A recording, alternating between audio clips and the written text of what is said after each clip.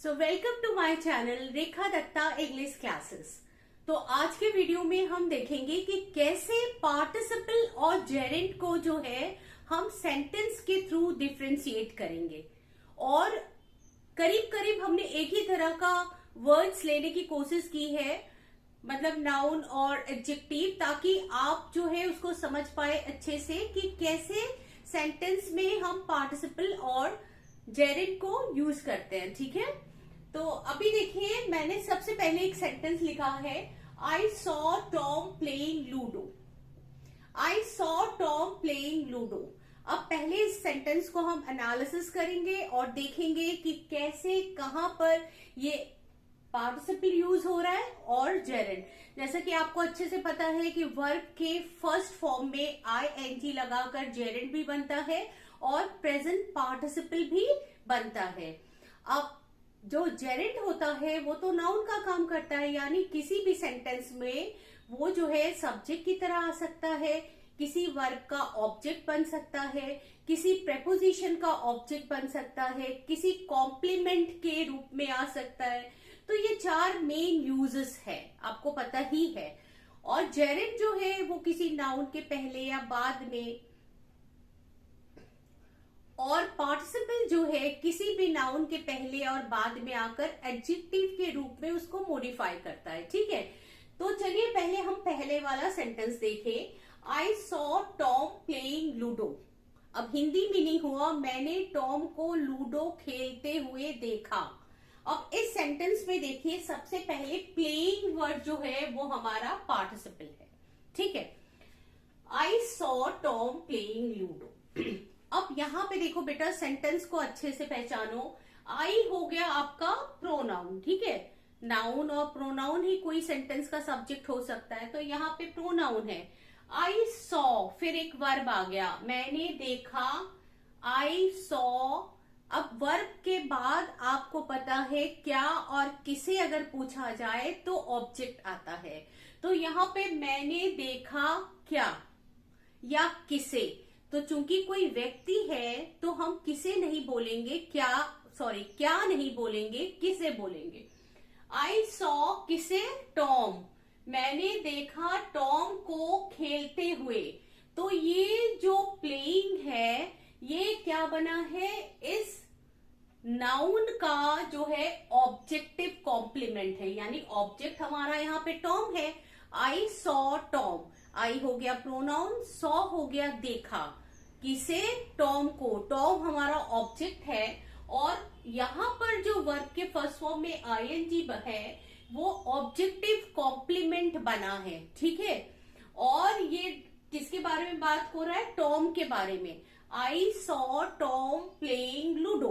अब ये ludo word कहां से आ गया, देखो जब सब्जेक्ट के बाद वर्ब आता है और वर्ब ट्रांजिटिव होता है तो अपने साथ एक ऑब्जेक्ट लेता है। ट्रांजिटिव कब होता है, जब वो क्या और किसे का उत्तर दे पाए।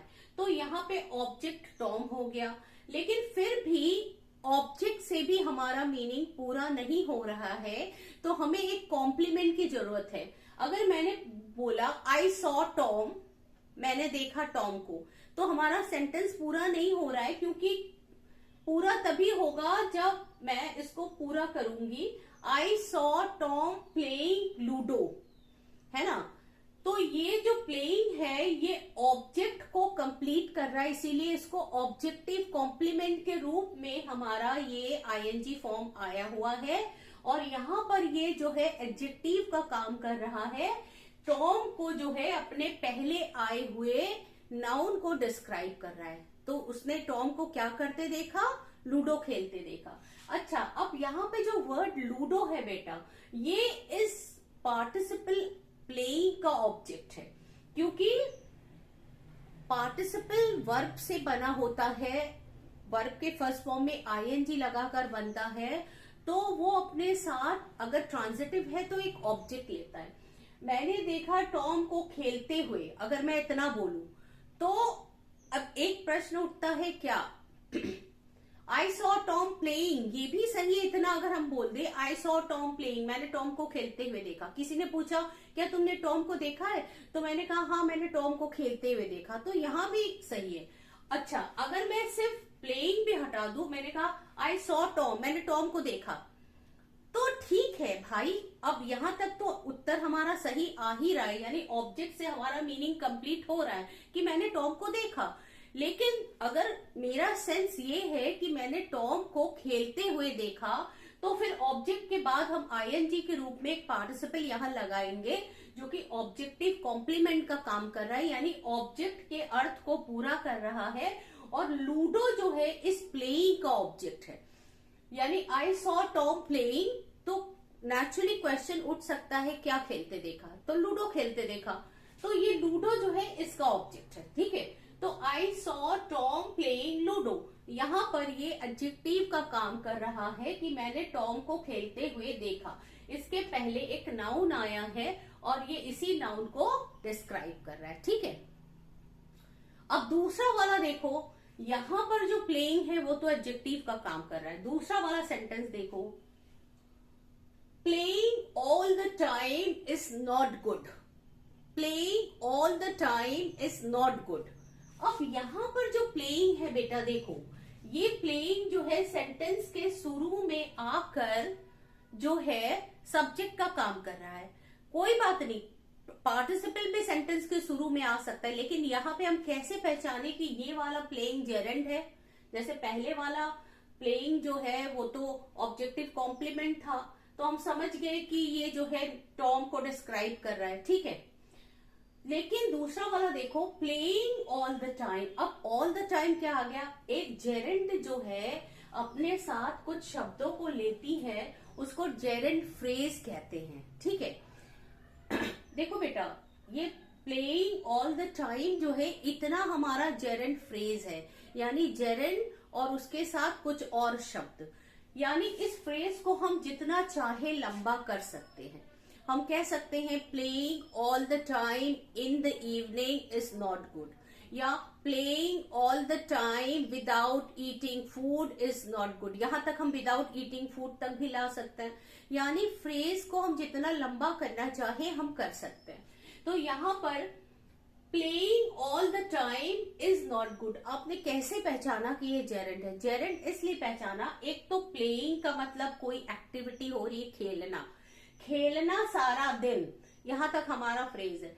आप तुरंत पहचान जाएंगे ये जेरेंड है, क्योंकि ये इस वर्ब आया है और इस वर्ब के सब्जेक्ट के रूप में यहाँ पे ये काम कर रहा है। ठीक है, अब यहाँ पे देखो, ये इस वर्ब के सब्जेक्ट के रूप में काम कर रहा है। प्लेइंग ऑल द टाइम ये हो गया सब्जेक्ट, इज नॉट गुड ये हो गया प्रेडिकेट। तो आप समझ गए कि इस वर्ब के पहले आया है, तो ये सेंटेंस में सब्जेक्ट का काम कर रहा है, इसीलिए जेरेंड है। ठीक है, तो ये क्लियर हो गया। तीसरा वाला सेंटेंस देखिए, इसमें भी मैंने प्लेइंग लिया है। After playing for an hour he went home, कुछ समय खेलने के बाद वो घर चला गया। अब यहां पर क्या है, after playing for an our, अब आप इसको जेरेंड मानेंगे या पार्टिसिपल मानेंगे, क्या मानेंगे? आफ्टर तो है एडवर्ब, उसके बाद after playing for an our. अगर आपने मेरा पिछला वीडियो देखा है तो उसमें मैंने एक रूल बताया था कि पार्टिसिपल को हम एडजेक्टिव क्लॉज से रिड्यूस कर सकते हैं और एडवर्ब क्लॉज से भी रिड्यूस कर सकते हैं, ये मैंने बोला था। तो ये देखिए, ये एडवर्ब क्लॉज से रिड्यूस किया हुआ सेंटेंस है, क्योंकि अगर हम इसमें बोले after playing for an hour he went home की जगह अगर हम जो है इसको एडवर्ब क्लॉज बना दें कि he played for some time he went home, ठीक है, he played for some time he went home, तो इसको हमने पार्टिसिपल फ्रेज बनाया, आफ्टर को वही रहने दिया, played, he played for some time को हमने बना दिया after playing for some time he went home.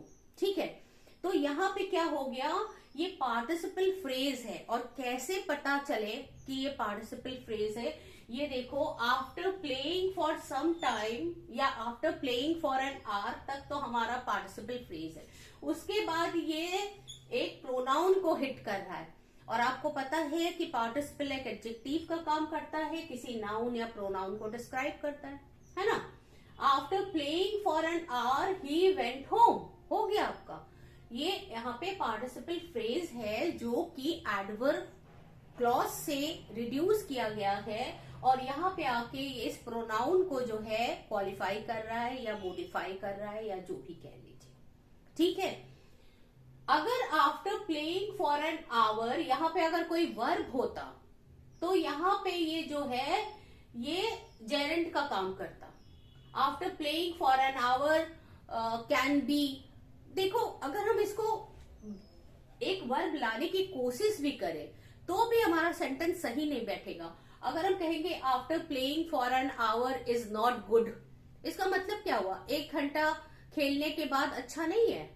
या after playing for an our can be dangerous, यहाँ पे हम कैन एक वर्ब ला रहे हैं तो ये किसी सेंटेंस का सब्जेक्ट नहीं हो सकता, यहाँ पे ये गलत ही लग रहा है। लेकिन यहाँ पे after playing for an hour ही को अगर यह स्ट्राइक कर रहा है, आप देखिए किस पर ये जो के हिट कर रहा है, ये एक वर्ब नहीं है, एक नाउन है, प्रोनाउन है, तो इसको हिट कर रहा है, तो यहाँ पे ये पार्टिसिपल फ्रेज का काम कर रहा है, ठीक है। मेरा पिछला वीडियो जो पार्टिसिपल को कैसे पहचाने वाला वीडियो अच्छे से देखिएगा। और बेटा मैं बार बार एक बात कहती हूँ आप लोगों से, आज भी कह रही हूँ कि कोई भी एक वीडियो को देखकर जो है आप जो है ग्रामर में एकदम कौशल आपको नहीं प्राप्त हो सकती। You can not be an expert, you need to watch it quite a many time. आपको कई बार जो है वीडियो को देखना पड़ेगा, तब जाके पता चलता है। कभी कभी क्या होता है, बच्चे बहुत कंफ्यूज हो जाते हैं, बीइंग लगता है, कभी हैविंग लगता है, कभी सीइंग लगता है, तो इसमें है क्या, वो आपको बार बार देखने की जरूरत है, आपको दिमाग पे बैठाने की जरूरत है कि क्या जो है कैसे हम पहचाने जेरेंट और पार्टिसिपल में अंतर। चलिए अब नंबर 4 वाला देखते हैं। Hearing the sound the child woke up, ठीक है, आवाज को सुनकर बच्चा जाग गया। इस सेंटेंस में देखो यूपी बोर्ड के हर एक बुक में आपको हियरिंग द या जो है बीइंग हंग्री इस तरह का सेंटेंस आपको मिलेगा जरूर, लेकिन आपने कभी भी उसको एनालिसिस करने की कोशिश नहीं की, आपने जानने की कोशिश नहीं की वो क्यों आता है। अब यहाँ पे देखिए हियरिंग द साउंड, अब देखो हियरिंग ये प्रेजेंट पार्टिसिपल है कि जेरेंड है। हियरिंग तक तो हमारा अगर हम इसको प्रेजेंट पार्टिसिपल माने तो प्रेजेंट पार्टिसिपल है, और द साउंड जो है ये इसका ऑब्जेक्ट है, मतलब सुनकर, क्या सुनकर, आवाज को सुनकर। तो यहाँ पे हमारा हियरिंग द साउंड तक हमारा पार्टिसिपल फ्रेज है, ठीक है, आवाज को सुनकर। अब देखो पार्टिसिपल और जेरेंड अपने फ्रेज के साथ आता है क्योंकि एक ऑब्जेक्ट को अपने साथ लेता जरूर है। अगर हमने कहा hearing the child woke up तो ये नहीं बैठेगा। हियरिंग द साउंड, क्या सुनकर, आवाज सुनकर, तो यहां तक हमारा पार्टिसिपल फ्रेज है हियरिंग द साउंड। अब यहाँ पे देखो हमने कहा किसको हिट कर रहा है, नाउन को हिट कर रहा है, चाइल्ड एक नाउन है, तो आप समझ जाएंगे अगर ये नाउन को हिट कर रहा है तो इसका मतलब ये पूरा का पूरा भाग एडजेक्टिव का काम कर रहा है, तभी तो नाउन को हिट कर रहा है ना। आवाज को सुनकर बच्चा जाग गया।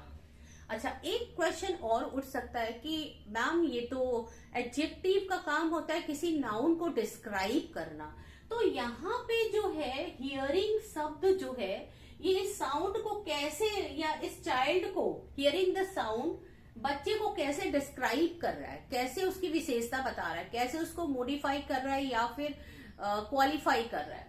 तो यहाँ पे बेटा एक चीज ध्यान रखो, हियरिंग का मतलब तो सुनना होता है, एक एक्टिविटी होती है कि नहीं, एक एक्टिविटी होती है। हियरिंग जो है कोई, हियरिंग के बाद अगर आप एक नाउन लगा देंगे तो बन सकता है, कोई एडजेक्टिव बन सकता है, अभी हम आपको बताएंगे वो। लेकिन नॉर्मली हियरिंग जो है वो तो एक सुनना यानी कोई एक्टिविटी है, तो इसका मतलब है कभी कभी जो है जेरेंड फ्रेज में पार्टिसिपल आ जाता है और आके एडजेक्टिव का काम करने लगता है। जैसे यहाँ पे जेरेंड फ्रेज में पार्टिसिपल आ गया है और एडजेक्टिव का काम कर रहा है, क्योंकि जेरेंड एक एक्टिविटी का नाम है और हियरिंग भी एक एक्टिविटी का नाम है।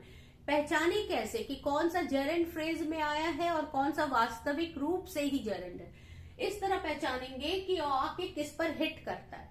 अगर वो किसी नाउन प्रोनाउन को हिट करता है तो सामने वाला आपका एडजेक्टिव का काम कर रहा है, यानी प्रेजेंट पार्टिसिपल है। लेकिन अगर यहाँ पे कोई आके किसी वर्ब को हिट करता है तो आप समझ जाइए कि सामने वाला जो शब्दों का समूह है वो जो है जेरेंड फ्रेज है।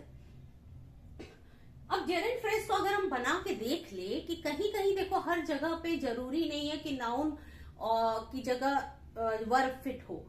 Hearing the sound is not good, या hearing the sound can be dangerous, या hearing the sound would be not good. अब इसका मतलब क्या हुआ?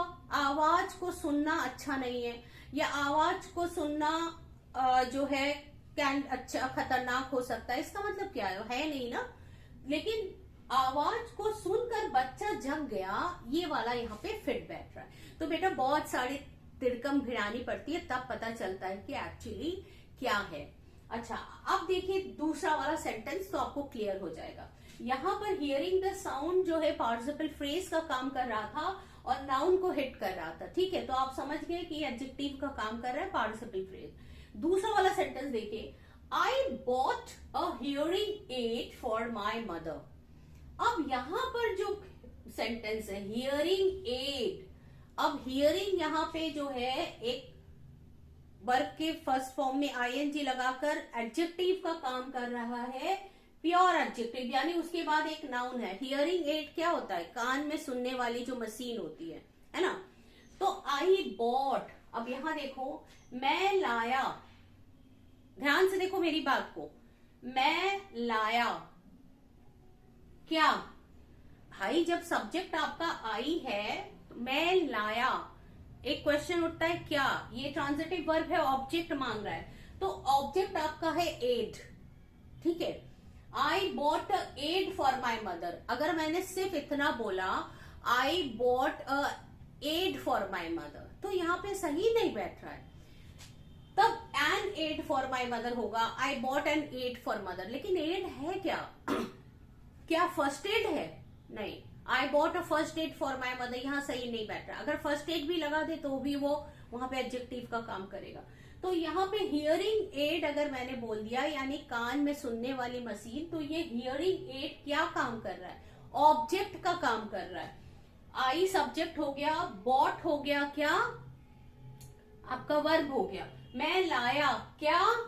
एड, मशीन, कैसी मशीन? सुनने वाली मशीन। तो यहाँ पे एडजेक्टिव का काम कर रहा है। देखो बेटा, एक एडजेक्टिव को दूसरे एडजेक्टिव से हम उसको जो है वो रिप्लेस कर सकते हैं। हम कह सकते हैं आई बॉट अ हियरिंग एड की जगह हम कह सकते हैं आई बॉट अ क्या कहते हैं, फर्स्ट एड। जैसे मैंने बोला आई बॉट कोई भी एडजेक्टिव लगा दो, ग्रीन एड, रेड एड, लेकिन मीनिंग नहीं बैठ रहा है ना। हियरिंग एड ही आपका मीनिंग बैठ। तो यहाँ पे हियरिंग जो है वो एड एक्चुअली थिंग है।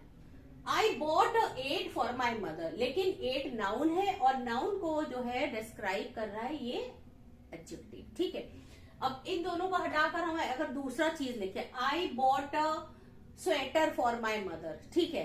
अब इस स्वेटर के पहले अगर हम बताना चाहे कैसा स्वेटर है, तो red sweater, blue sweater, big sweater, nice sweater, beautiful sweater, तो सेम वे यही है।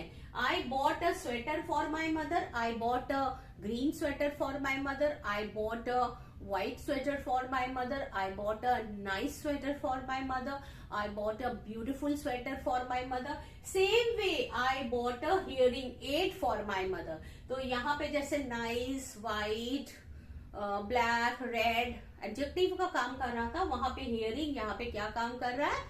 यहाँ पे एडजेक्टिव का काम कर रहा है, जो इस मतलब आई बॉट क्या इस ऑब्जेक्ट के पहले आके उसको डिस्क्राइब कर रहा है, ठीक है। अच्छा, आगे उम्मीद है आपको समझ में आ रहा है चीज। अब अच्छे से समझिए चीजों को। दूसरा वाला देखिए, लेकिन इसके लिए बेटा सारे वीडियो एक के बाद एक देखिए, तभी आप यहां तक पहुंच पाएंगे। नंबर 6 देखिए, stealing jam from the cupboard, John was cot. Stealing jam from the cupboard, John was cot. अब यहां पे है स्टीलिंग जैम। स्टीलिंग क्या हो गया? चोरी करना। वर्ब के फर्स्ट फॉर्म में आईएनजी। आप कहेंगे मैम सब्जेक्ट की जगह पे आया तब तो जेरेंड है। नहीं, ऐसे ही नहीं है। आप देखिए कभी कभी एडजेक्टिव किसी नाउन के पहले भी आता है, कभी बाद में आता है। तो यहां तक आपका एडजेक्टिव का काम कर रहा है। Stealing jam from the cupboard, क्योंकि चोरी करते हुए क्या, जैम। हम यहां तक भी लिख सकते थे stealing jam John was cot, from the cupboard लिखने की जरूरत नहीं है। लेकिन कहां से चुराया, ये जो है मैंने एक फ्रेज जोड़ दिया। तो यहां से लेके यहां तक स्टीलिंग जैम। अब देखो फ्रॉम द कबर्ड क्या बोल रही है, कहां से, यानी कबर्ड से। तो stealing jam from the cupboard तक आपका पार्टिसिपल फ्रेज है, क्योंकि उसके बाद ये जॉन आ गया नाउन। तो अब ये जो है जॉन, ये नाउन है। मैंने अभी बोला था कि कोई भी पार्टिसिपल या पार्टिसिपल फ्रेज जो है किसी भी, अगर जितना भी लंबा हो, ध्यान रखिए, अगर वो जाके किसी नाउन को हिट करता है तो वो एडजेक्टिव का काम कर रहा है। अगर वो जाके किसी वर्ब को हिट कर रहा है तो फिर वो जेरेंड है। तो यहाँ पे किसको हिट कर रहा है, जॉन को, यानी नाउन है, तो ये एडजेक्टिव फ्रेज है।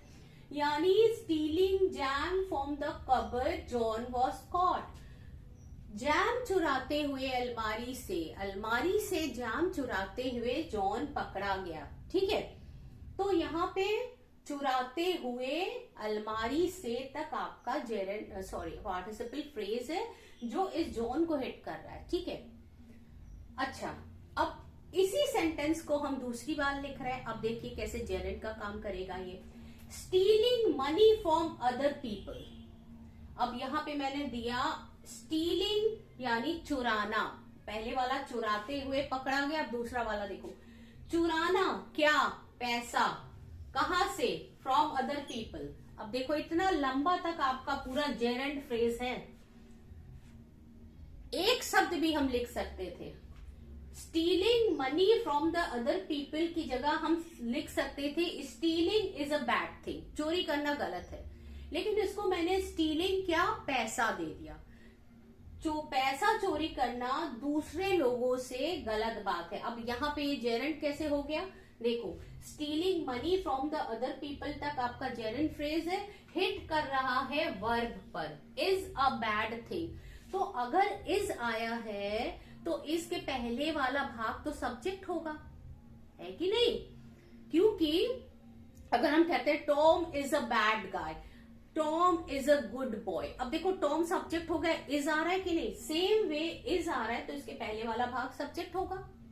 तो समझ लो कि ये पूरा जेरेंड फ्रेज है और यहाँ पे ये वर्ब को स्ट्राइक कर रहा है, तो यहाँ पे जो है ये जेरेंड का काम। अब यहाँ पे हिंदी मीनिंग हो गया चोरी करना, लेकिन पहले वाले में चोरी करते हुए अलमारी से जॉन पकड़ा गया। जॉन को पूरा का पूरा फ्रेज डिस्क्राइब कर रहा है, तो ये पार्टिसिपल फ्रेज है जो एडजेक्टिव का काम कर रहा है। और stealing money from the other people is a bad thing, ये जेरेंड फ्रेज का काम कर रहा है। ठीक है, अच्छा, अब 8 वाला देखिए, आई हेट स्टीलिंग मनी। अब यही चीज मैंने लिखा। अब यहां पे जो स्टीलिंग है वो कौन सा काम कर रहा है, देखो आई हेट, आई सब्जेक्ट हो गया, सब्जेक्ट हमेशा नाउन प्रोनाउन, तो आई प्रोनाउन है। हेट मैं घृणा करता हूं, क्या, आई हेट व्हाट, क्वेश्चन आ रहा है ना। तो जब आप वर्ब से क्या और किसे पूछेंगे और उसके उत्तर में कोई वर्ड आएगा तो वो ऑब्जेक्ट होगा। तो यहाँ पे आई हेट व्हाट, स्टीलिंग, तो यहाँ ये ऑब्जेक्ट का काम कर रहा है, इसका मतलब ये जेरेंड है, क्योंकि जेरेंड किसी सेंटेंस में सब्जेक्ट और ऑब्जेक्ट का काम करता है। I hate stealing money, stealing क्या, पैसा। अब देखो बेटा यहाँ पे देखो, आई हेट स्टीलिंग मनी को हम हटा के कोई दूसरा नाउन रख सकते हैं। I hate Tom, I hate stealing money को हम ड्रिंकिंग कर सकते हैं, है ना, ड्रिंकिंग अल्कोहल कर सकते हैं। आई हेट गैम्बलिंग कर सकते हैं, ये तो प्योर जेरेंड है। आई हेट एक नाउन भी आ सकता है, I hate cricket, I hate hockey, I hate music, I hate chocolate, I hate Tom, कुछ भी आ सकता है। यानी एक नाउन को एक नाउन से रिप्लेस कर सकते हैं, एक एडजेक्टिव को एक एडजेक्टिव से रिप्लेस कर सकते हैं। ठीक है, अच्छा, अब देखिए 9 वाला, my writing is improving but I need to improve my reading too. My writing is improving but I need to improve my reading too. अब यहां पे देखो, माई राइटिंग इज इम्प्रूविंग, यहां पर ये किसी को डिस्क्राइब नहीं कर रहा है बल्कि सब्जेक्ट की जगह आया है, क्योंकि उसके बाद इज आ रहा है। माई राइटिंग, मेरी राइटिंग जो है इम्प्रूव हो रही। अब बेटा एक जो मैंने जेरेंट टेस्ट वाला वीडियो मेरा है उसको देखिएगा, कैसे पहचाने जेरेंट को। उसमें मैंने बताया कि कोई भी जेरेंट जो है वो नाउन का काम करता है, और नाउन को पहचानने के लिए हम उसके पहले कोई भी डिटरमाइनर लगा सकते हैं, हम दिस लगा सकते हैं, दैट लगा सकते हैं, माई लगा सकते हैं, हर लगा सकते हैं, हिज लगा सकते हैं, द लगा सकते हैं, ए लगा सकते हैं, एंड लगा सकते हैं, सारे टेस्ट। अब यहाँ पे माई देखो पॉजिटिव एडजेक्टिव है, मेरी राइटिंग जो है सुधर रही है। अब राइटिंग यहाँ पे क्या है, किसी को डिस्क्राइब नहीं कर रहे हैं हम, यहाँ पे हम किसी को डिस्क्राइब नहीं कर रहे हैं बल्कि कोई एक्टिविटी का नाम बता रहे हैं। मेरी राइटिंग, तो ये जेरेंट का काम कर रहा है। और दूसरा पहचानने का तरीका है कि मेरी राइटिंग के बाद इज आ रहा है, तो इज आ रहा है तो ये सब्जेक्ट है। मेरी राइटिंग इम्प्रूव हो रही है लेकिन but I need to improve, to improve यहाँ पे इन्फिनिटिव है, क्या इम्प्रूव करना है, माई रीडिंग। अब यहाँ पे भी माई रीडिंग आ रहा है तो ये भी जेरेंट है, तो यानी माई राइटिंग और माई रीडिंग ये दोनों जेरेंट का काम कर रहा है, ठीक है। अब ये रीडिंग वर्ड जो है जरूरी नहीं है कि हमेशा रीडिंग ही जो है रीडिंग ही बने। रीडिंग वर्ड से देखो हम पार्टिसिपल भी बना सकते हैं। अगर हमने लिखा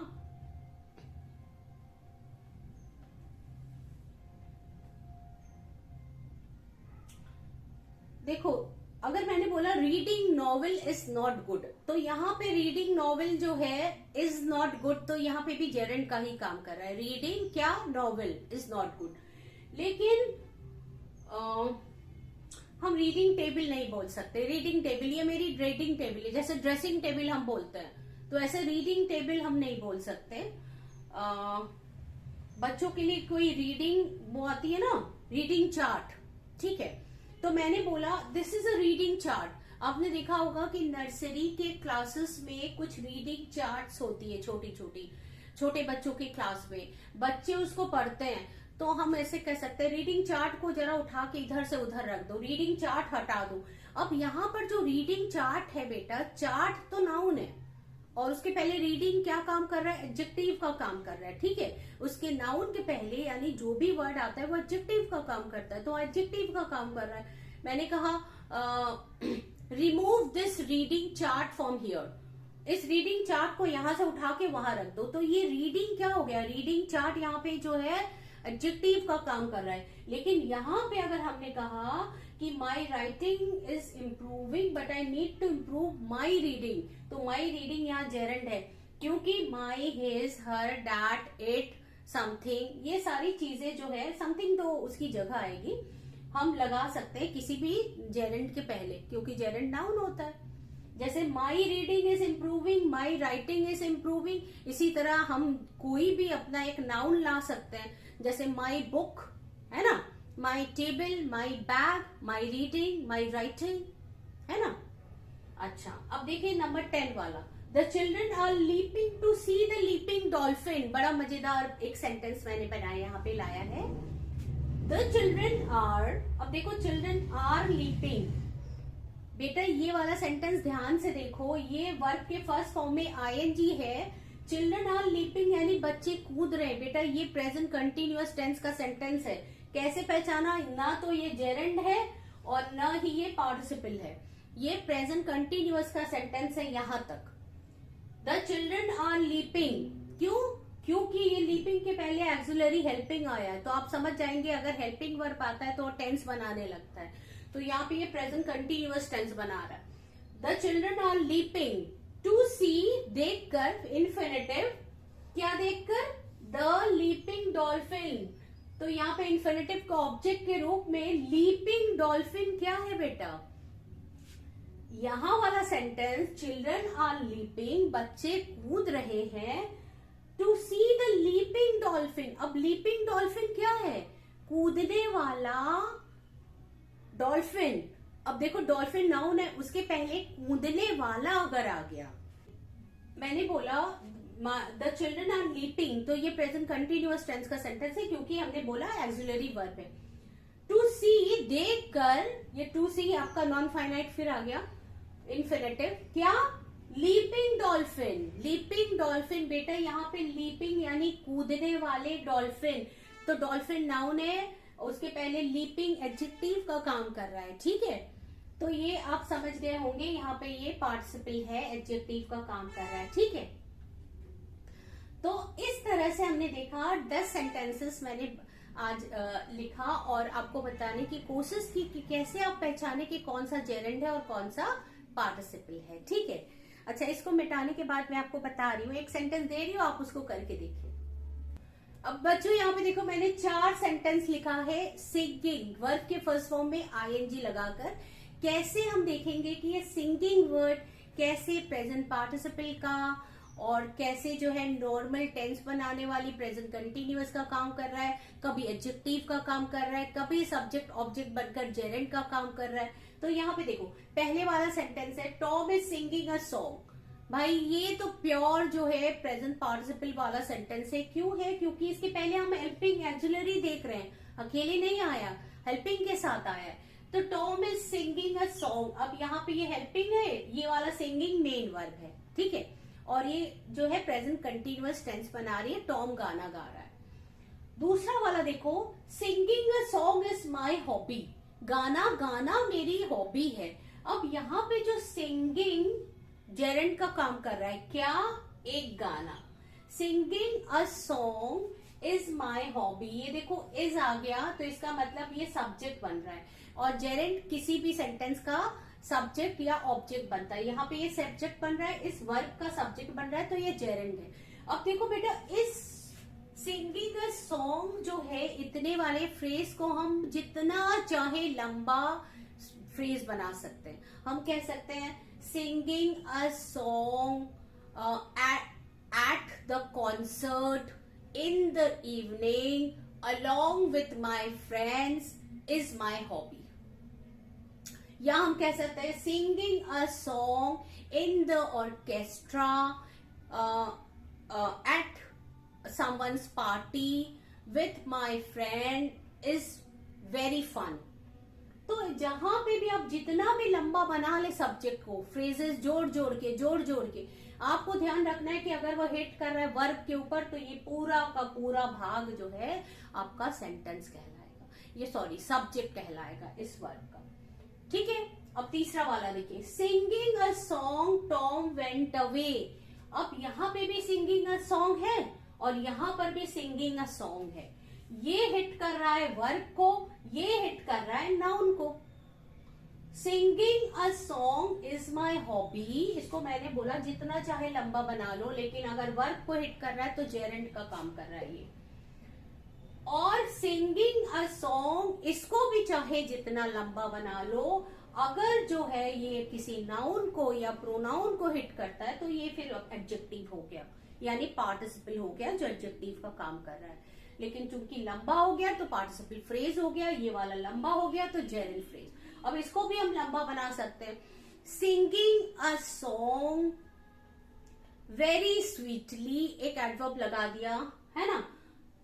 singing a song very slowly with a happy mood, देखो एक और हमने पार्टिसिपल फ्रेज लगा दिया, सॉरी प्रपोजिशन फ्रेज लगा दिया। तो सिंग, अब उतना लंबा नहीं जाइए, इतना समझिए कि सिंगिंग अ सॉन्ग हिट कर रहा है नाउन पर, तो इसका मतलब यहाँ पे ये एडजेक्टिव फ्रेज का काम कर रहा है। सिंगिंग अ सॉन्ग ये काम कर रहा है जेरेंड का, क्योंकि ये हिट कर रहा है किसी वर्ब को। अब ये देखिए तीसरा वाला, आई बॉट अ सिंगिंग डॉल। अब यहाँ पे क्या है ये, आई bought a singing doll, I subject हो गया, मैं लाया, ठीक, क्या लाया, एक डॉल लाया। अभी सिंगिंग छोड़ दो, मैं एक डॉल लाया, उसके पहले सिंगिंग आके एडजेक्टिव का काम कर रहा है। कैसा डॉल, गाने वाला डॉल। अब यहाँ पे जो है आई बॉट क्या, डॉल, डॉल तो एक जो है ऑब्जेक्ट का काम कर रहा है इस सेंटेंस का, आई बॉट अ डॉल, ठीक है। यहाँ पे इसके पहले मैंने एक एडजेक्टिव लगा दिया सिंगिंग डॉल। अब देखो इस एडजेक्टिव को हम किसी दूसरे एडजेक्टिव से रिप्लेस कर सकते हैं। हम कह सकते हैं आई bought a red doll, I bought a beautiful doll, I bought a small doll, I bought अ कुछ भी, कोई भी एडजेक्टिव आप लगा लो।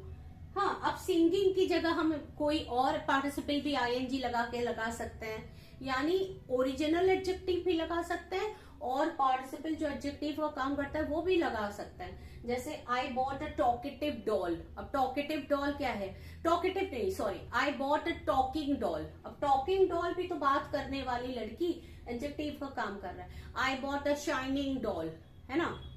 आई बॉट अ शिमरिंग डॉल, चमकने वाली गुड़िया।